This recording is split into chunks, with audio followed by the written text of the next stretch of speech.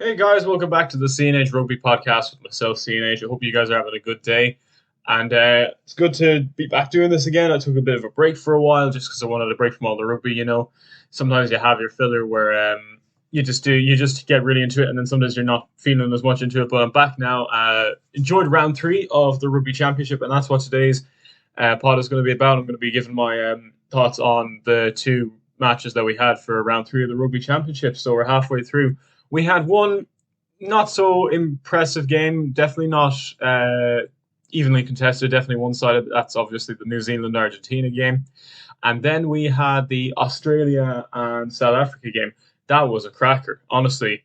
I got up at about, I think it was 7:30. I got up because the match was at 8, the Argentina New Zealand. I wanted to watch both of them this time because last time I didn't. I only watched the Bledisloe Cup and missed pretty much all of the South Africa Argentina match. And the truth was, I probably didn't need to get up as early because that match was really one sided and the result kind of spoke for itself, really. But there are a few key takeaways I will for going forward for both teams. When there was the South Africa Australia match, if you got up at a reasonable time in the morning in Ireland or the UK, really good match to watch. Honestly, possibly one of the best I've watched in a while. Australia, they just came from a very, very poor. They obviously had a disastrous Bledisloe Cup. They lost 3-0 to New Zealand, and they were at no stage ever close to winning any of the games. But this time, they stuck to it. They learned their mistakes. They played smarter rugby, and they triumphed over the Springboks, who at that stage were on top of the world. I mean, world champions, Lions Series winners, going into the New Zealand match, probably in some people's eyes as favourites, and their fans right behind them. And then Australia just came and shut them down completely.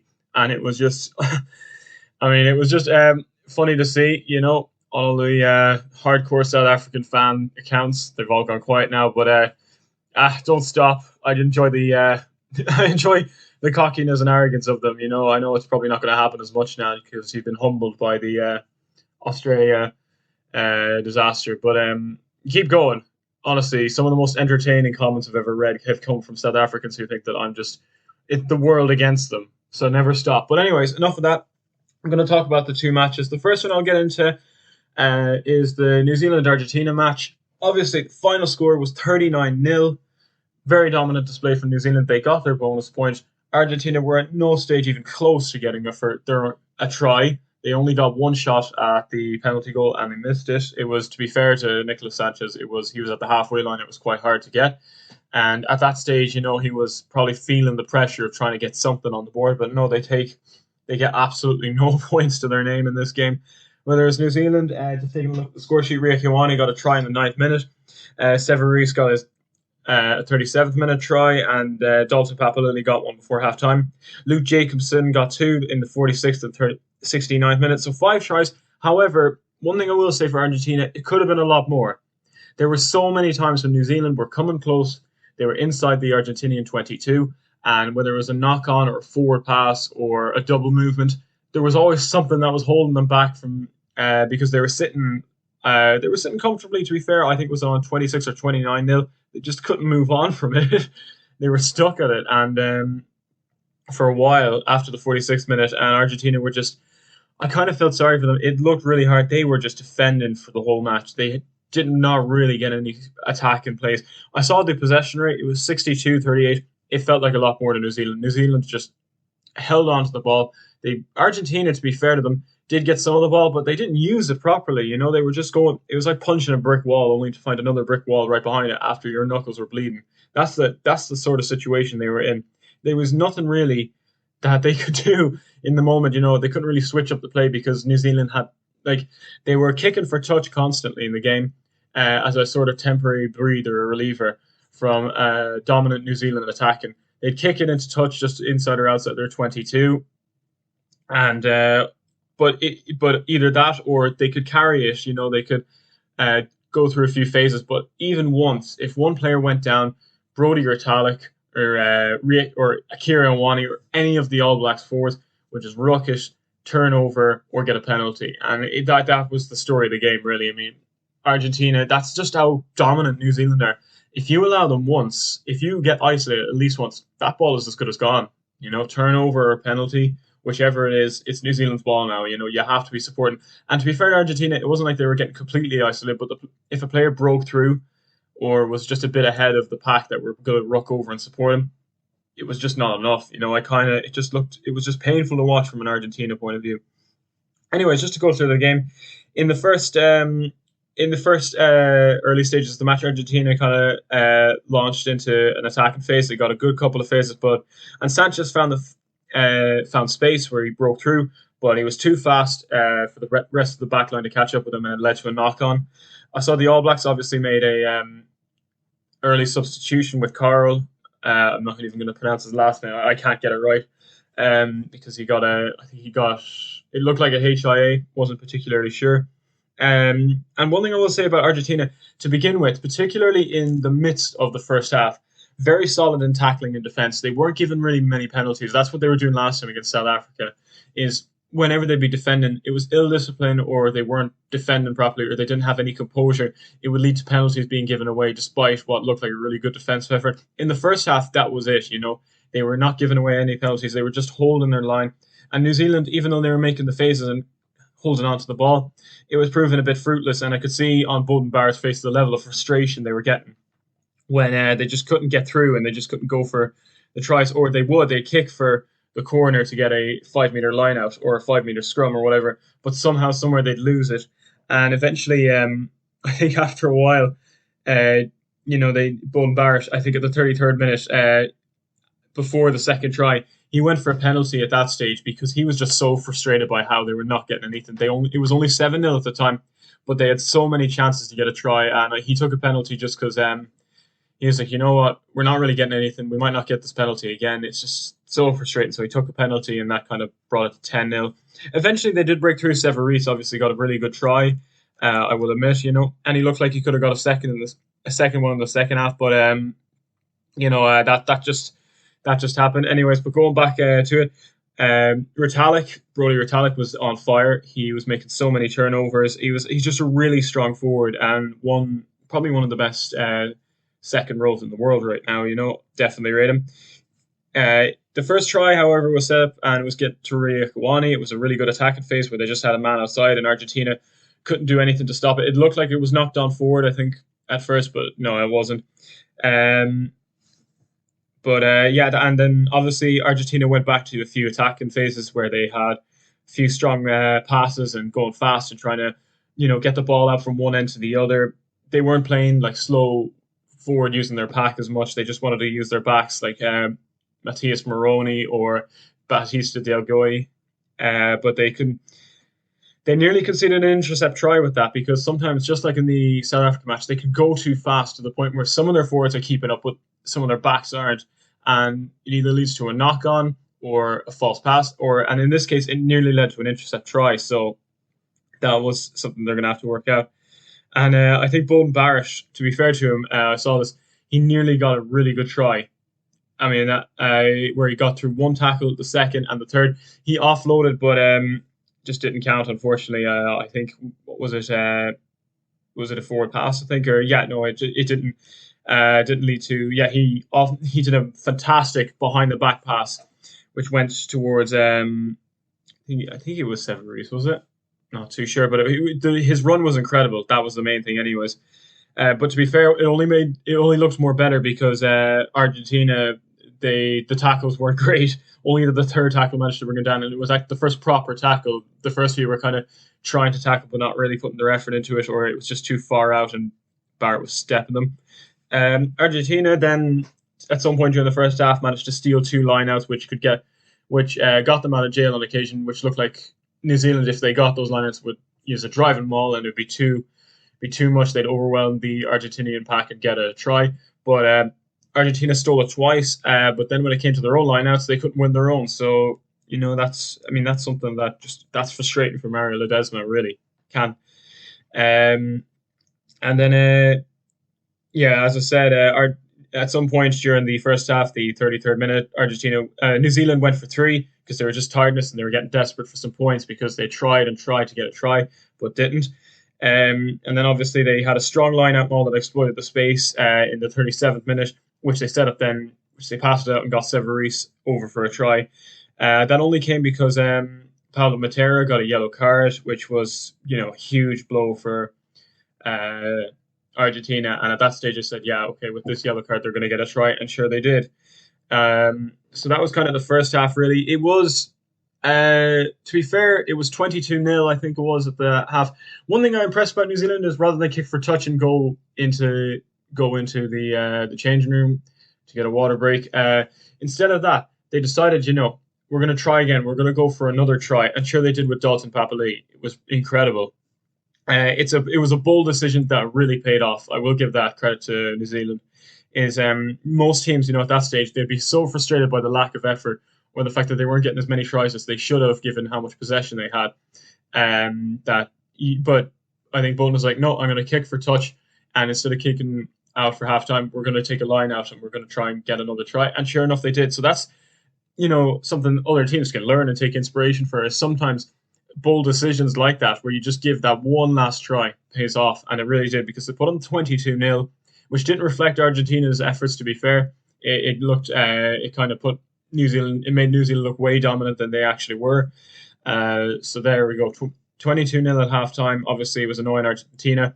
I don't think one thing that surprised me. I don't even think Argentina. They may have got New Zealand's 22 once or twice, but they didn't at all look like going for tries. Well, to be fair, that's what they were trying to do. But they were kicking it so much. They were either kicking it out for touch as a relief, or they're even doing the box kicks. They're just kicking it back to Jordy Barrett and Damien McKenzie later on in the game, the backs. And I'm like, how do you expect to get a try from that? Because sometimes when New Zealand, if you kick the ball back to New Zealand's backs or back three, they're not good. They're going to run it up now. They're not going to kick it back to you. Like that's the truth. And it kind of frustrated me as hell. Like, why are you doing this?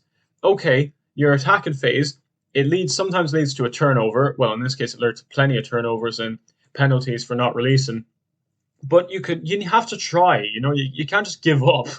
Like, okay, it's happened so many times now, but you just have to keep going. I mean, because kicking it for touch, you're kicking it back to their back three. That's not going to do anything. And it obviously didn't surprise me when I heard that Argentina never once entered New Zealand's five. That's just how dominant it was, and it's partially down to New Zealand's brilliant defending, their ability to just not kick the ball senselessly like Argentina and just hold on to it and use it as much as they can and play smart rugby and skillful rugby, but also because of Argentina's incompetence. I really did not understand that, and they could have got a try or two, if they maybe held on to it a bit more, used the bulk of their pack rather than trying to play it really, really fast in their back line, because that only leads to an intercept try or a knock on or any other mistake at all, or man getting isolated and forcing turnover.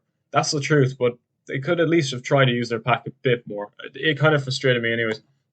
But anyways, getting into the second half, New Zealand opened up again, but a mix-up leads to a pass going forward, which led to an Argentina scrum.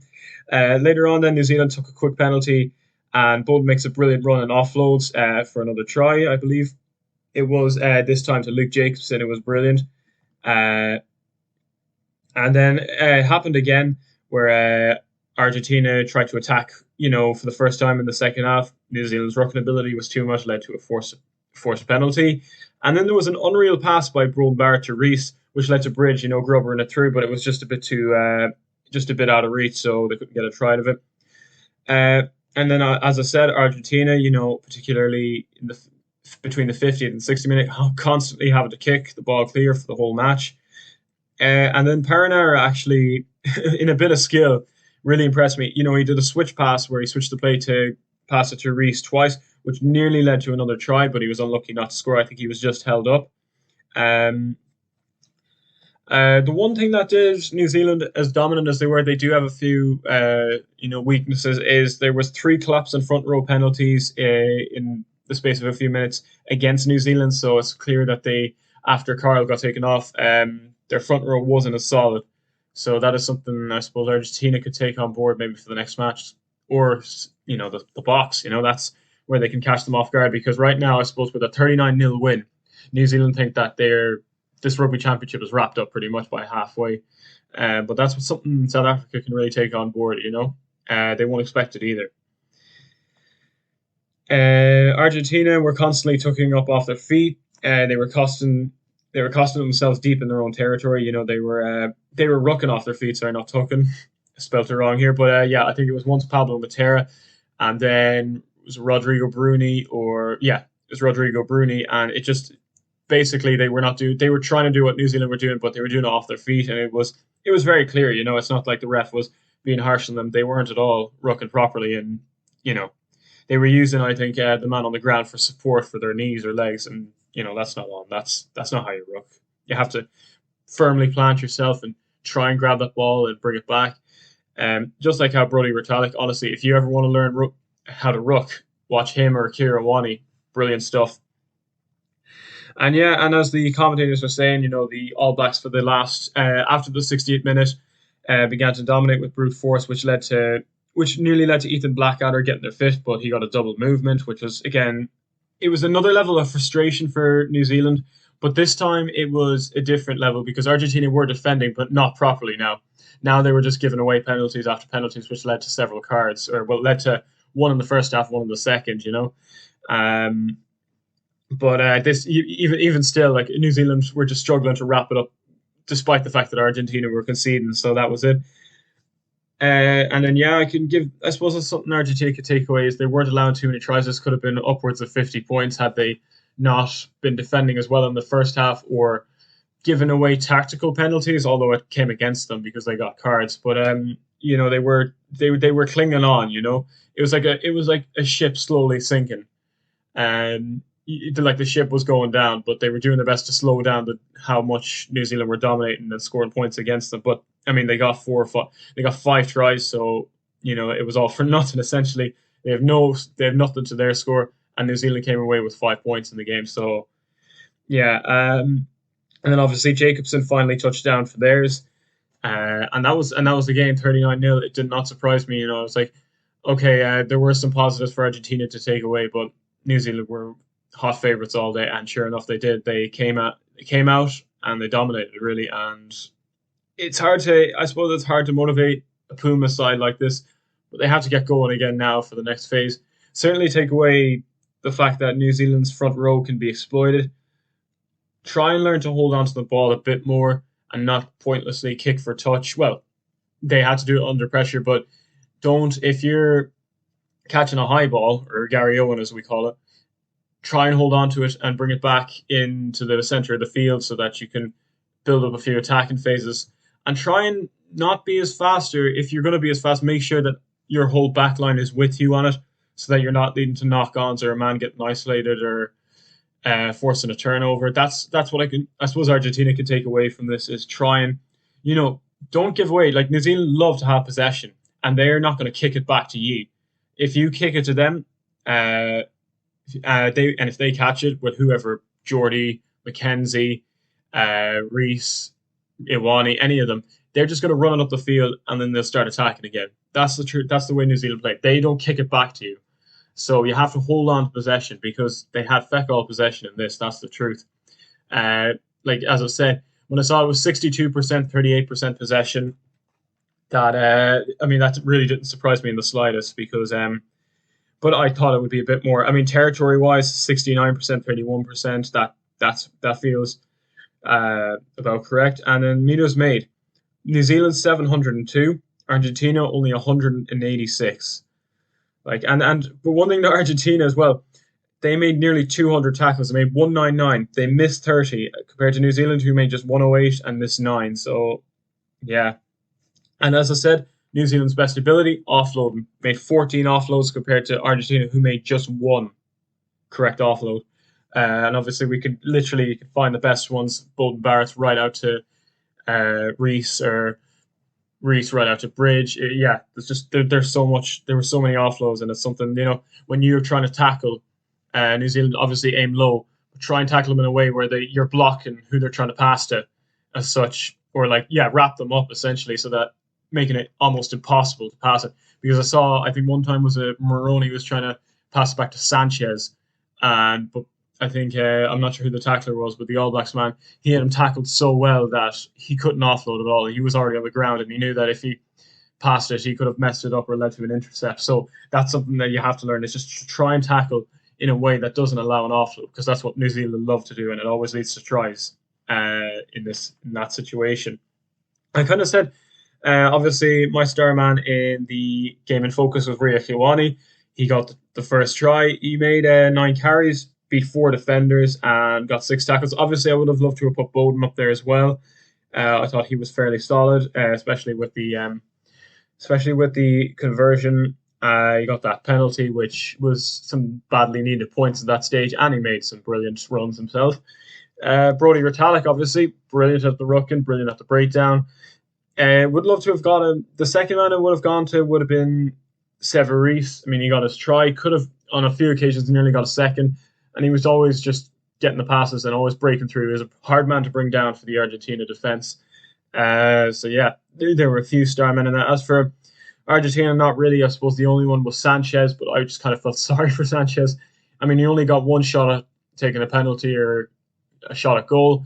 He missed it, which didn't surprise me because it was too far out. And I think he got a bad head injury, which looked like he had to go off, and then he wrapped it up and came back on. But he was like, he was fighting a battle. He knew he was losing, and I kind of he's a really good player, and he didn't deserve that at all. Like, one of the few who was performing.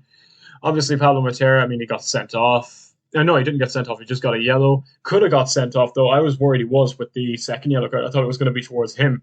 But his rucking ability was not great, so that was obviously coming against him. And, yeah, I mean, there's nothing more that can be said for it. It was a pretty one-sided affair, and the result spoke for itself.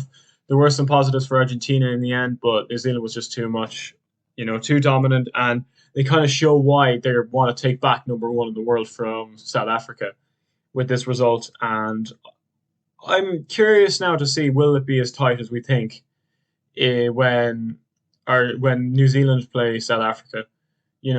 I can't wait for that match. I still can't. I still think it's going to be a really good game. But just this result against Argentina is going to propel them, whether it's in the complete opposite direction. Australia get a surprise win over South Africa. Will that defer their confidence? Will that bring them off their high horse? And could that affect what should be a fantastic game, the game of the year, really? But anyways, enough said about the New Zealand-Argentina match. Next, we're going to talk about the Australia and South Africa match, which was way better, way more competitive, and overall really entertaining with a fantastic way to finish it and a fantastic return for Quade Cooper. Like, honestly, if he doesn't get his citizenship now, I mean, after that fantastic kick, when will he?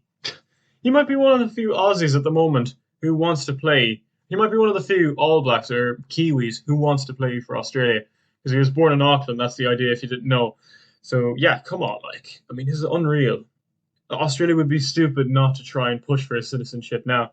But anyways, getting into the game, obviously Quade Cooper was our man of the match. I mean, he had ice in his veins and blood pumping all around him, and the whole crowd, he took that all away. He got that kick it had to have been, from well out wide, don't know how many meters out, and he got it over, and it was incredible, a fantastic end to what was an amazing game from both sides, not just Australia, but South Africa did really well as well. Obviously, everyone was expecting them to win, given Australia last week and South Africa last week, but this just shows the beauty of rugby. When unexpected things like this that come right out of nowhere happen, you love the game.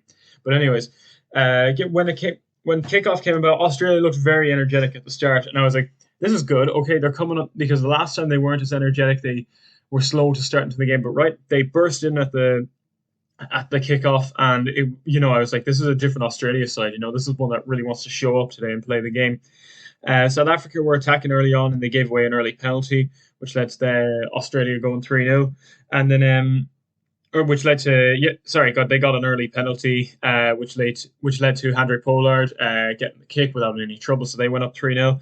Then Tate McDermott carrying out at the breakdown, which was much quicker this time around and much more organised. I think the rucks were solid, and South Africa were struggling to try and counter ruck and get a turnover or get a penalty.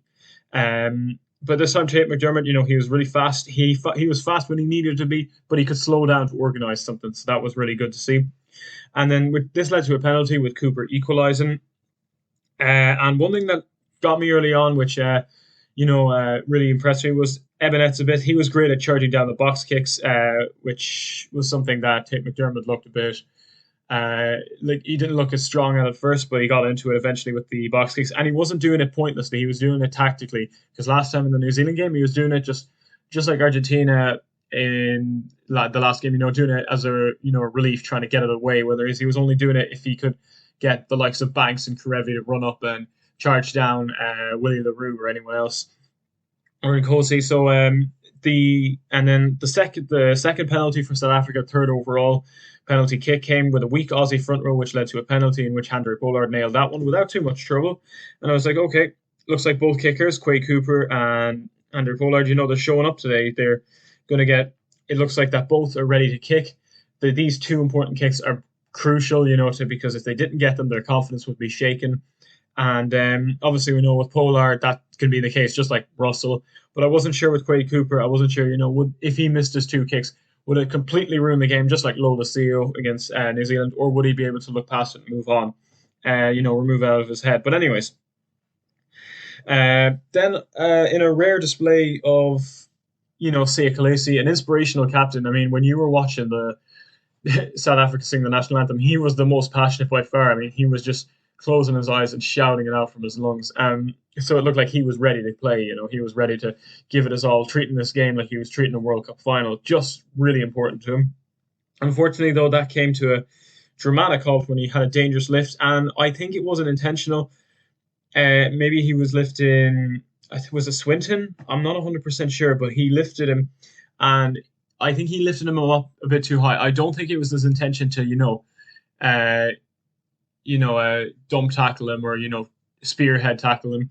I think he just lifted him too high. Because of his weight at the top, he was lifting so low, he lost control and he wobbled and he went past the horizontal line, which led to him getting an early yellow, which was unfortunate, but it had to be because, I mean, regardless of his intention or not, it's a very dangerous play. And, I mean, we've seen many times where players can get really hurt from that. So he had to go off. It was unfortunate, but it happened and it moved on. And then obviously, almost immediately after that yellow card, the Wallabies got a fast line out, which led to Tate McDermott setting up Karevi on the outside. There was a man on the outside that South Africa didn't have cover, and Karevi just ran it in to get a try, which I think it was his first try on the bounce, back. So immediately after that yellow card, South Africa were under pressure and were playing catch up. And then a messy play by the All Blacks led to another Ruckin penalty, which led to Quade Cooper getting another one. He successfully converted the try, so it looked like he was kept 100% accuracy. But I said it's only been 4 kicks, quite a bit, but not as much. And we have to see later on, will he be getting more kicks down the line? So yeah, messy play by the All Blacks. The All Blacks not the All Blacks, the Springboks, getting them confused. They messy play. They were being ill-disciplined. They weren't rucking as well as the All Blacks, now that we mention them. And it just showed, it's like, this isn't the Springboks team I saw during the Lions. This one is, they're under pressure now. They've lost their captain, and they're man down. They're down to 14 men, and they're kind of, scrambling as to what to do, for the next 10 minutes, which I thought Wallabies could have got a second try from that, but we weren't sure. We weren't sure. Kellaway, we had that one in the 17th minute. I said they could possibly get another one. That would be a great result after the yellow card. But they didn't actually. They decided, we're going for kicks. De Klerk, to be fair to Faf de Klerk, like he'd make our team of the week because he was actually playing well. He was one of the few Springboks who was consistent, at the breakdowns. But as well as that, even in East Scrum when he had McDermott marked, and I believe on the McDermott tried to, when there was a scrum at the very on the very left corner, McDermott wanted to run on the outside because there was no one marking him, but de Klerk had him covered, and that was incredible. I thought, he was just on point. He was one of the few who was sharp and actually keeping an eye on McDermott because he was dangerous. And then Australia, apparently in the lineup, they kind of charged too early. But they weren't contesting the lineup. They were charging too early to push them back, and it didn't happen. This happened the first time. It happened a few more times after that. So that's definitely something they're going to have to watch. First time I've kind of seen it in a while, where they just, they don't contest the lineup, but they just want to gather themselves up and completely charge them, put the driving maul backwards. But they were doing it too early, so they're going to have to watch that now. It's one of their weaknesses in the game, major weaknesses. Nearly cost them a game even because of the penalty that South Africa got. A clever chip by scrum half, clever chip by Faf de Klerk, for the try. Nearly gave to Allen to try. He just, I think, lost control of it. And then Am touchdown, but it was too late by that point. And then the collapse in Maul led to a second match, but there was a yellow this time for Philip, isn't it? I believe it is. And he got a yellow. So basically, it was one yellow each by that stage. It was Matthew Phillip, and so Australia were then down to 14 men, and almost immediately another Maul proved too strong, and Bonambi got in for South Africa's first try. And later on, then in the game, Cooper got another penalty. In the 33rd minute, he took it, and it was clear to him, he was reading the game. They were taking every opportunity to get three, which, in some situations it's good because unlike in other games where I've seen where you could go for three, they try to go for a try and at least unsuccessfully. They're not using the opportunity, or they're not playing it safe. This time, I think he was right to do so. At this situation on the 33rd minute, when South Africa were back to 14 men, he went for the penalty, and I agree with him. Put a bit more pressure on South Africa. And then one thing that happened late into the first half, before halftime, McDermott accidentally passed the box, and it nearly led to a breakaway try. It was stopped only because it was intercepted. And then later on, there was a brilliant break by Michael Hooper. It was so funny because he caught it, he kind of stepped backwards, and then he charged right through and nearly set up Rob Valentini for a try. Only I think it was Willie LaRue or Nkosi or somebody managed to tackle him and have it covered. And they stopped them for a try, and Quay Cooper got another penalty, an easy penalty kick on the 40th minute to finish the first half. Even though I think they could have tried and gone for a try, just like New Zealand did in the game, only just went by. Could have gone for a chance and got another try, because it was clear that South Africa were now feeling the pressure. If Michael Hooper was able to break away so quickly, because he just caught them off guard. He found the space and ran right through, and nearly set up Valentini for a try. Could have got it off to Karevi as well. I think he just didn't see him on time. So yeah, they played it safe again and went for a penalty, which I sort of respect, but could have gone for a try, which would have put them under more pressure. I could have almost put the game at a touch and distance by the first half. We won't know now. But obviously, at the end of the day, it was the right decision. He went for an easy three, but I just think he could have been a bit more ballsy and went for another chance. But however, that's it. So we go into the second half of the game, which is where, we had a brilliant first half. I was blown away just by how entertaining this was, because I just watched a really, really boring game where one team dominated the other. But it was clear that the Wallabies were ready to play some rugby. They showed up today, and they showed up with the right attitude. They're being smarter. They're playing smarter rugby, which is something I hadn't seen them do during the Bledisloe Cup. And they were catching South Africa off guard with their mistakes, their mistakes with ill discipline, or they couldn't ruck correct at times. But there was a smart chip in the second half by Nick White, which led to the first 50-22 rule. I think it was kind of funny because I only realised that was a rule. Obviously I heard it before, but I think other teams, because it's only new and because the rule is a bit... you just don't think of it at the time, but White did it tactically, and it was really good. It was nearly set up for another try. A risky pass to Kellaway led to another yellow, and there was another brilliant turnover by Hooper. That's a specialty. He was just incredible. Honestly, if it wasn't for Quay Cooper on his debut back making all of those kicks, Hooper would be man of the match, because he's a brilliant captain. He deserves it at this point. He's just overall a really good player. One, and really consistent as well. I'm so glad he's our captain, because he leads by example. Always shows up to every game, even if they were getting hammered 50 whatever by the All Blacks. He tries his best and plays even when there's no chance of them winning. He just wants to have a good game, and that is something that must be commended. Honestly, one of the best, kind of an inspiration, really. Because he's not playing for the greatest Wallabies team there is right now. We've seen Australia at a much better stage, but he's still playing really well, and I hope that he continues to play for them for the next while, because he's just a fantastic player. There was a dangerous no arms tackle by Aumua, which led to an Aussie counter maul, and the Aussie counter maul was not formed correctly, leading to a dominant Malcolm Marks try. So, I respect that. That South Africa, they were going for tries rather than Australia. Australia were going for kicks whenever they can because they knew Quade Cooper was in form today. Whereas South Africa, because they're always playing catch up, they decided to go for tries, and obviously it nearly paid off. The fact that they were taking their chances, and everyone was saying, "Oh, South Africa did nothing right, everything went wrong." No, your maul is incredible. Australia could not break it up legitimately at all. They were always coming through, or there was a man joining the counter maul incorrectly, and the South Africa were kind of shifting it left or right. They weren't driving straight through if they knew Australia were too strong. Either that or Australia were charging too early, so they get a penalty anyway. So that is one thing that they can keep is their dominant maul from a line out. So Australia applied the pressure late on with some and charging down some Gary Owens like Willie LaRue. At first was able to catch them, but he wasn't able to because nearly always when he was catching it, the likes of Karevi or whoever would be coming up and trying to tackle him, or Banks. So the guy. So those high kicks, he was just feeling the pressure. He just wasn't on form today. There was scrappy play late on then by both sides, which led to each conceding penalties. Quade Cooper, obviously we know at that stage, Quade Cooper always going for the threes. He got one in the 52nd and the 62nd, and obviously the last one, the 82nd minute, incredible kick.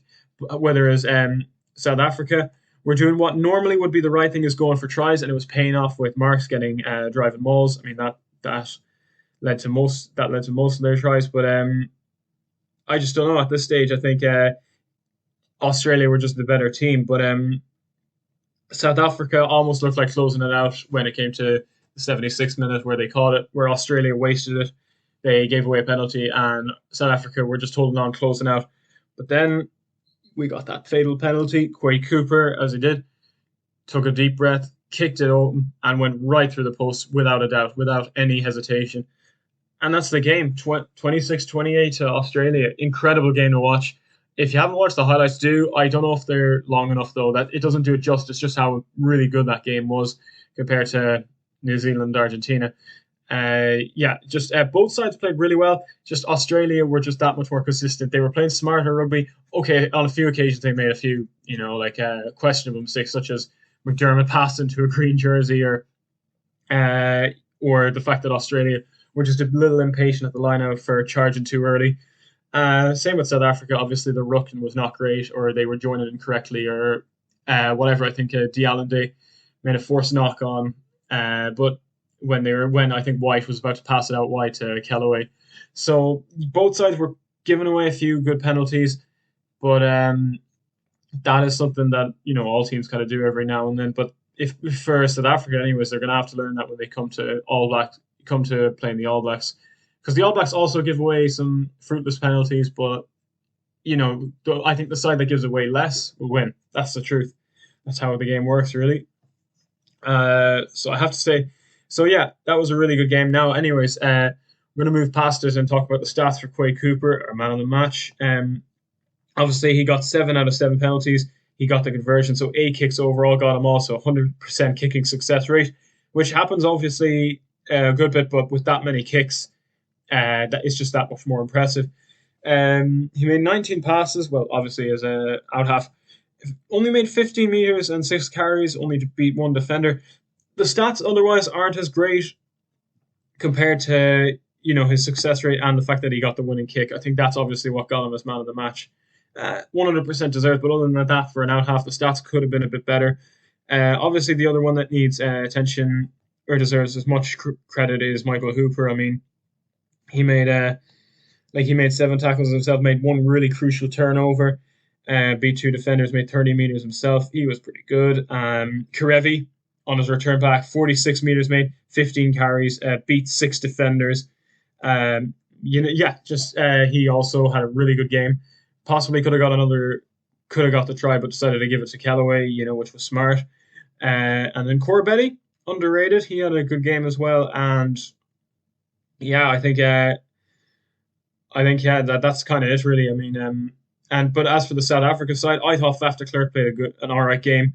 He could have been a bit better, but he had Tate McDermott marked really well, and he kept his composure.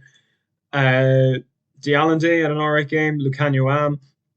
Andre Pollard obviously got those two kicks, but he missed a few, so he really has to work on that. Otherwise, Stein could come back on, or maybe even get Janji's back. But yeah, he's played better. He's had a better kicking success rate, but apart from that, not really. Bonambi got the try. The impact sub definitely has to be Malcolm Marks. Line out throws are really consistent. Got the two tries on the trot. And he was essential to making sure that South Africa's drive maul is one of the best in international rugby right now. So yeah, that's got to be it. So that's the end of that game. Obviously, fantastic game. Watch the highlights if not. Now we're going to go talk about the team of the week that I put together for round three. So the team of round three, we're going to get into it now. So to start off with the front row, we have Stephen Kitshoff, Malcolm Marks, and Lalala. So Malcolm Marks he was kind of an impact sub. It was odd. It's very odd for a sub to make the team of the week, but I had to give it to him. I mean, obviously, I just said there in the lineouts, he was fairly good with the throws. He was a good hooker when he came on. He's putting pressure on the Aussie front row, and he got two tries, notched himself on the scoreboard twice. So had to give it to him. Stephen Kitshoff, just because he had some impressive stats and he put on a good effort, and Laulala. So hard to pronounce some of these names. It's like Papa Lily. But I had to give it to Laulala just because there weren't too many tight heads that impressed me this week. Didn't really have as good a game. Obviously, I couldn't really give it to. Alan Alatawa, he was okay, but I didn't see a whole lot of him. I've seen a lot more from him at times, but yeah, he did all right. I'll give it to him. Just I suppose it was kind of nearly by default because he made 7 carries, but 5 or 6 tackles, and Stephen Kitshoff, the front row for the entire front row is usually solid for South Africa. As I said, they can go, especially the hookers. They have Malcolm Marks, Bonambi, Just Weeba, but yeah. So I went with Stephen Kitshoff just because he put in 12 tackles and a few carries. That's about it. The front row was kind of hard to decide because it's not, apart from the hooker, none of the props positions were I was sold on entirely, but I had to give it to him. So then now we're going to get into the more definite. These are definitely the right people positions. So we're going to move into the second row where I have Brody Retallick. As I said, incredible. He made 24 meters and 9 carries. Made 2 really big turnovers and put in 13 tackles or so, I think. So he was good defensively. The turnovers was obviously his best, his rucking abilities. He forced the Argentina to give away several penalties because they weren't releasing. Brilliant overall forward, and also really good for lifting up in the lineouts. Very tall guy. He was, even though they lost on occasion, I think they lost. Yeah, Argentina managed to steal 2 lineouts or disrupt them. But other than that, he was fairly solid. So he had to go in for sure. And then I had to give it to Philip as well. Very good, obviously. The most notable thing he did in the match was get nearly dump tackled by Sia Khaleesi. But other than that, he was also pretty good. He also, I think, got a crucial turnover in the game, just like Michael Hooper. And he made a good few carries. And he was also nearly always at the ruck, always at the breakdown to ruck over and protect them. So that's, instead of picking and going himself, that's almost nearly just as better, to just ruck them, support them until McDermott could come up and recycle it. So yeah, they're my 2 front rows. My 2 second rows, Brody Retallick and Matthew Phillip. Now we move into the back row where I have Akira Iwani. As I said, I was torn between whether I should, as Iwani was an outside man for man of the match. This whole tournament, he's really been on fire. He really has been. I wouldn't know just where he could actually go wrong. He made nearly 40 meters for the 10 or so carries he made. Also made a couple of turnovers, I think 1 or 2. And yeah, he's just like Rob Valentini for Australia. He's just a hard man to tackle. He really is. He breaks through, and he's just such a difficult shape, to bring down because he's just so heavy and he just charges at you like a bull. So he really impressed me, and he definitely earned 6. 7, possibly the most well-deserved position on this entire team is Michael Hooper. As I said, I couldn't rate him. I couldn't speak higher of him. 2 really big turnovers. A lot of carries. Nearly set up Rob Valentini for a try. And, as a captain, he always, this time around he was very calm and relaxed, and he kept his composure, whether it is, I think, in 1 or 2 of the Bledisloe Cup games, because of how bad they were playing and how New Zealand were dominating. He almost flipped. Which I can't blame him. I mean, after those amount of losses, there's only so much you can take. But he was incredible overall. So he earned number 7, just like he does nearly every round of the championship, whether Australia are winning or losing. He's almost got that position nailed down. And then number 8, we have Jacobson. Got 2 tries. Pretty impressive player overall. Was almost going to give it to Valentini, just because on the carries, and obviously nearly got that try. He's just a really good player, but I had to give it to Jacobson. I mean, 64 meters made, 12 carries, 9 passes, 12 tackles, turnover, three or four defenders beaten. The stats don't lie. He was incredible, and quite late in the game is when he came into his form. So I had to give it to him. Rob Valentini is a close second. Almost going to put him on. But, Jacobson with the 2 tries, I mean, I just can't ignore that. Just similar to Marks, like I could have made someone else the star hooker, but had to give it to Marks. But same with Jacobson, he also earned his position. It was a hard position to decide, but in the end, I'm happy with him as my number 8. So now we move into the backs, where I've gone with TJ Perenara, and of course, can't ignore him, player of the round, Quade Cooper. Multiple contenders for a scrum half of this round. I mean, obviously I went with TJ Perenara in the end, but I could have easily given it to Tate McDermott. Very good game he had. Who else? I thought Bertranu, or am I pronouncing that right? The scrum half. Yeah, Bertranu or Bertranu. I'm not really sure how to pronounce it. I mean, I thought he did all right. I mean, he made the most tackles on the team, 29. Given how they only made 200 tackles, I mean, that's pretty impressive. He made over 10% of their tackles. But TJ Perenara nearly made 100 passes. Nearly set up another try. Oh well, he did. Well, he was responsible for setting up plenty of tries. But obviously, what really impressed me, that highlight of his game was the 2, switch passes or dummy passes to was a Sever Reece. So he made my team of the week. Even though could have been Tate McDermott, almost probably should have. Maybe I'm thinking about that now, but I'll stick with my gut and go with Perenara. Who else? I could have gone with Nick White as well. I mean, when he came on, he certainly made himself a well-known presence. And the Clerk did all right as well. Not his best game, but he was one of the few, who I said, okay, he could take a lot of positives away from this game. And then obviously had to go with Quade Cooper. Whether I'm not sure on the Aussie scrum half, the Aussie fly half, I'm 100% sure that Quade Cooper was the player of the round and makes our number 10 for the team of the week or team of the round. I mean, I think I've said enough of him at this point, 100% kicking rate, got the crucial winning kick and is returned back to international rugby. So I'm not going to talk any more about Quade Cooper.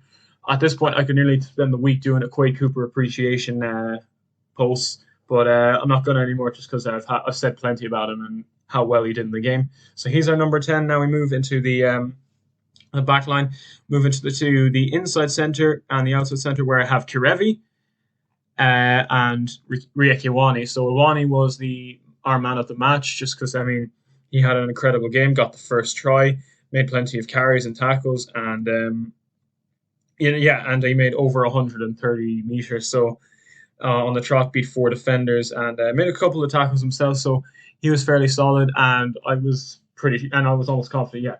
Riek Iwani is our man of the match. Another Iwani that's consistent, himself and Akira. So he got the number 13 jersey. And then Karevi on his return back for Australia, nearly got the try, gave it to Andrew Kellaway, and nearly got another one, I think, off Rob Valentini. And just he made himself well known on the field. He was he was really clever as a centre, because he carried enough to draw D. Allendale or whomever defending towards him before passing it off to the winger like Kellaway or Banks or whoever. So that was so he definitely made our team of the week. And now finally for the back three. And at this point, you begin to realise that there's one team really dominating in this setup, and that's the All Blacks. We have George Bridge, Sever Reece, and Jordy Barrett, all Blacks. Who could be surprised? And George Bridge, as I said, had a fantastic game. Obviously, we can't underestimate Corbetty. Again, another Aussie who could have gotten the jersey, but an AB did. He nearly got set up. Who was it? I think Reece for a try where he grubbed it through, but he didn't. And he had a fantastic game overall. I mean, made nearly a dozen carries, so he gets the number 11. Jordy Barrett just moving across to number 15 when he had to step up to the kicking duties for Bowden. He did so, and he was also really good at the high ball. anytime Argentina wanted to kick it down for relief or kick it downfield, he was catching them without too much trouble, even when, and especially at the kickoff, or when they were kicking it out towards him, there was many Pumas charging him down. He did not flinch at all. He just caught it and got going. He did not hesitate like Willie LaRue did in the other match. So I had to give it to him. And obviously, if we take a look at the score sheet, he also nailed 4 conversions at the 40th, 47th, and 70th, and got the 77th minute penalty. So so even on kicking duties, he was fairly good. But even as a fullback, just playing normal rugby when Bowden was on the tee, he played really well. And then we move out to the right wing, where we have Sevu Reece. And just like Quade Cooper, I think I've spoken enough about him. I mean, he was got his first try at the 37th minute. Was unlucky on a number of occasions not to get a second, especially when he was held up. He's just an incredible player. Definitely should keep him there now for the next few matches, because he has it nailed down. Honestly, Reece is just one player who you just recognize when he's wearing that 14 jersey, when he runs through. It's going to be an interesting matchup, to see which right winger will be better, himself or Colby if he's back. Pray to God that he will. So yeah, that's kind of our team of the week from 1 to 15. Obviously very New Zealand dominated, but can you blame me after, the impressive win they had last week, getting 39 points and not letting the opposition get a single point at all? So that's it. And then the Wallabies got a few. They got Philip, Cooper, and Karevi. Could have got Corbetty or McDermott in, but they were unlucky not to. Just the New Zealand players were just that much better, and 2 South Africans. The only Argentinians that I considered putting in the team was Alemano, just because he made a good few tackles, and Alemano, I thought Delgi played okay, but definitely not enough to make this team. But that's kind of it, really. So, that's our team of the week, and that concludes this week's episode of the CNH Rugby Pod on the Rugby Championship Round 3.